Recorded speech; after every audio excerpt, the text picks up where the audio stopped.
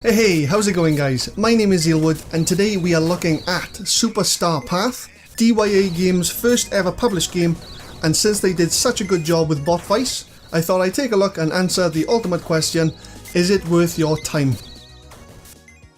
So, Super Star Path is a single player, retro, indie, pixel art, sci-fi puzzle shoot 'em up, set in a fictional version of human civilization towards the end of the 29th century, where human colonies are in danger due to their energy source, the Green Emeralds, being stolen back by aliens. You command a lone spaceship, with the task of navigating through puzzle waves of aliens, destroying their leaders, and get back those emeralds to save the human colonies. Mission failed.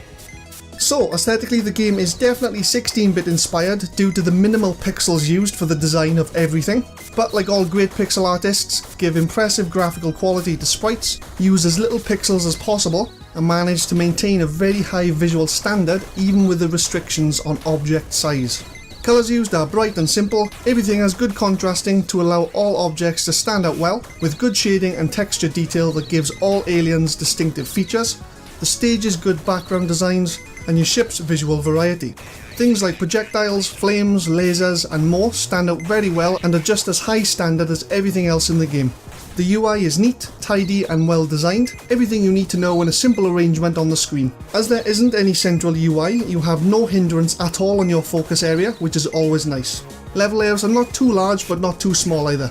As this is a puzzle shoot 'em up, you're given just enough room to solve puzzles, battle bosses and pick up items. The general look and feel of the game is overall decent, good quality and interstellar. The most noteworthy visual assets are the damaging enemies and bosses. As each stage is very similar in design throughout the game, the damaging enemies are completely different per stage and so are the bosses, providing different threats and challenges to the player and to spice up the difficulty as you progress the game.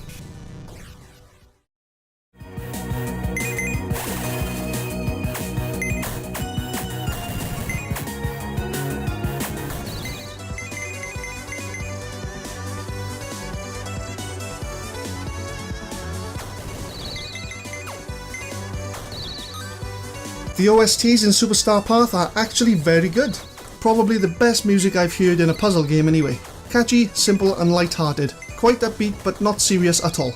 Not exactly music to pump you up, but definitely to help you concentrate, which obviously fits the game's objective very well. Very good, memorable and interesting melodies with complementing background sounds give each stage a unique feel to them, and no matter how many times you die, these OSTs never get tedious and almost makes replaying the same stage over and over a joy rather than a chore. The intro and credit tracks are good, stage tracks are relaxing, and the final boss track is brilliant. Overall, the music maintains the light-hearted feel consistently and gives very good immersion to the player. The Desert Planet OST being my favourite track, love the chorus.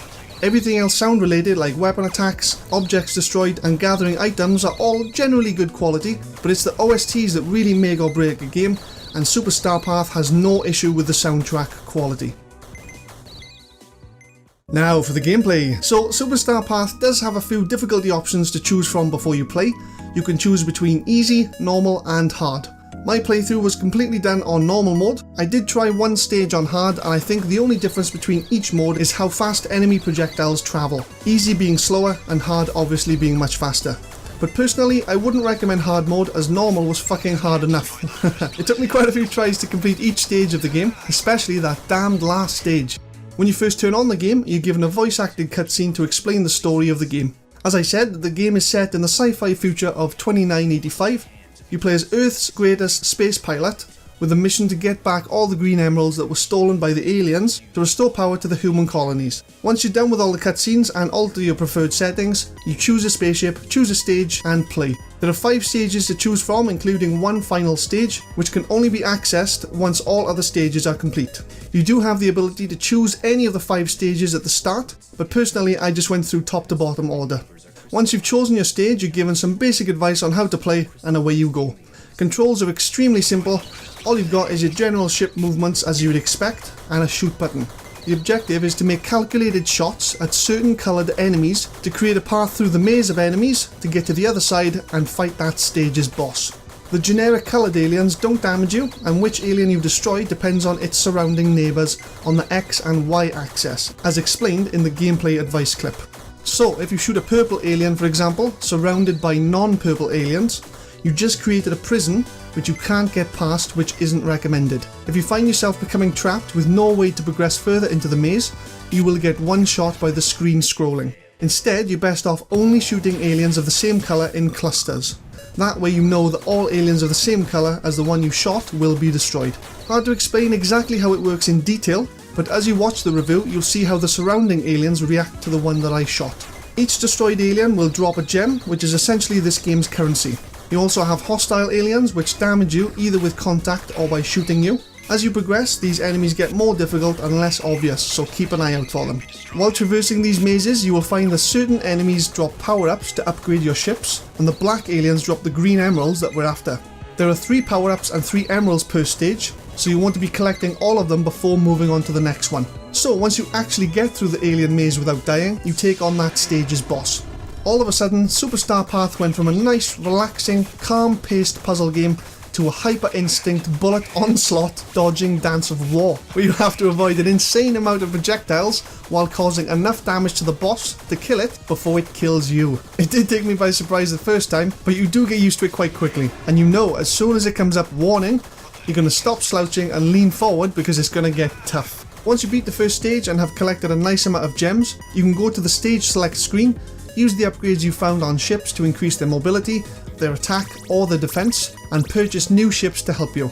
As you traverse each stage, you'll find that some stages have specific threats that are just too much of a pain to deal with. So some ships come with specific benefits against specific stages, like immune to fire damage for the volcanic planet, or immune to lasers for the unknown planet. Some ships also come with generic benefits like double gems gained or bullets now fire diagonally. Each ship can only be upgraded a certain amount of times depending on its maximum potential, but bear in mind you can only get one of the 3 power-up items per stage, so make sure you choose carefully which ships you are upgrading as the power-ups are limited. All these challenges, customizable options and stage variations really keep you immersed into the gameplay and makes you want to see the whole game through without wanting to take a break in between.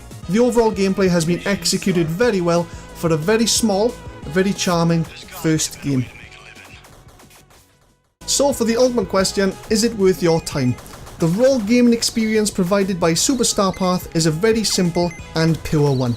Its quirky puzzle mechanics, brilliantly charming OSTs, and crazy boss fights provide good immersion to the player and leave you wanting more. I'm going to give this game a 4-star or 79 out of 100. Overall, it is brilliant value for money, above average replayability, and is a brilliant choice to spend a spare hour or 2 completing. The game in total took me about 3 hours to complete fully. I found that due to the amount of times I died per stage, I managed to get all 3 emeralds and power-ups without really trying.